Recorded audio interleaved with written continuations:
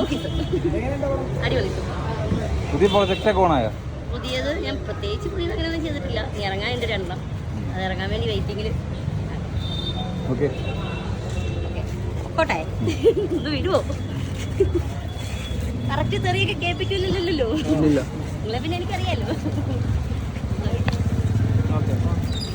ഇത് കൂടെ വൈറ്റിലാ പറഞ്ഞാ ഇത്രയും സിംപ്ലിസിറ്റി ഉള്ള ഒരു കലാകാരി. അങ്ങനെ ഹെൽമെറ്റ് വെച്ചു അല്ലാതെ വിറ്റ് വരും. അതെ, എന്തായാലും തെറിയൊക്കെ ഉള്ളതാ. അയ്യോ, ഇതാരിത് നീലക്കില്ലോ?